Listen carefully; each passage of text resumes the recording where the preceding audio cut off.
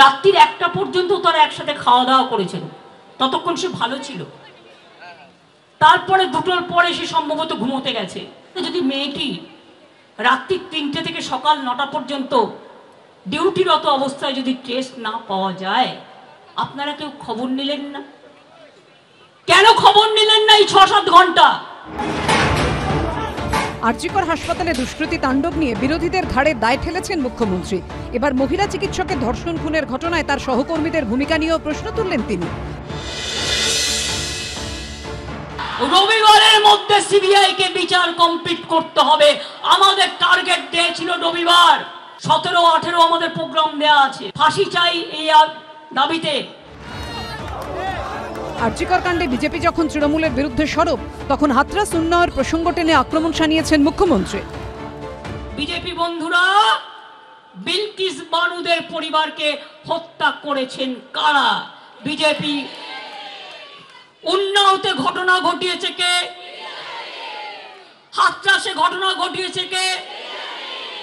উত্তরাখণ্ডের নার্সকে হত্যা করেছে, 9 দিন মাঠে ডেড বডি পেয়েছে দর্শন করে। কারা রাজ্য? মণিপুর 1 মাস নেকেড প্যারেড করিয়েছে মেয়েদের এবং ধর্ষণ করেছেন, গণধর্ষণ করেছেন। কাদের রাজত্বে? মুখ্যমন্ত্রী এবং ওদের কোনো মুখপাত্র তারা ওই এবারে তাহলে সিপিএম এর আমল, ওই বিলকিস, আমি বলছি বাংলার কথা, ওইগুলো বলে কি এটাকে জাস্টিফাই করা যায় না? আরেকটা তাহলে তো ব্রিটিশ আমলের, তাহলে তো মোগল আমলের মধ্যযুগীয় বর্বরতা, তার সঙ্গে তুলনা করুক না মমতা ব্যানার্জি বা তার মুখপাত্ররা।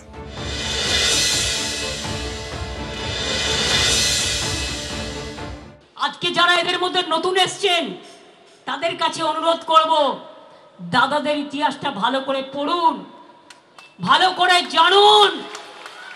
বামপন সরকারের রাজত্বকালে জানুন ভালো করে। চোখ উপড়ে নিয়েছিল, হাত কেটে দিয়েছিল, পুকুরে বিষ মিশিয়ে দিয়েছিল, জ্যান্ত কই মাছ খাইয়ে গাছে বেঁধে রেখে দিয়েছিল সাতগাছিয়ায়। আমতায় 10 জনের হাত কেটে দিয়েছিল, পোস্টার লিখেছিল বলে। রক্ত মাখা ভাত খাইয়েছে মাকে সাইবাড়িতে। শুনুন, গড়বেতায় মায়ের 2 ছেলে, দুজনকেই মেরে দিয়েছে। মমতা ব্যানার্জি বড় হয়েছেন মিথ্যার উপর দাঁড়িয়ে থেকেছেন মিথ্যার উপর। আর যাওয়ার সময়ও মমতা ব্যানার্জি মিথ্যাকেই ভরসা করছেন। আরজিকর কাণ্ডের প্রতিবাদে ও শাস্তির দাবিতে শনি রবি সোম 3 দিন রাজ্য জুড়ে একাধিক কর্মসূচি নিয়েছে তৃণমূল। আশাবুল হোসেন, শিবাশিস মৌলিক ও উজ্জ্বল মুখোপাধ্যায়ের রিপোর্ট, এবিপি আনন্দ।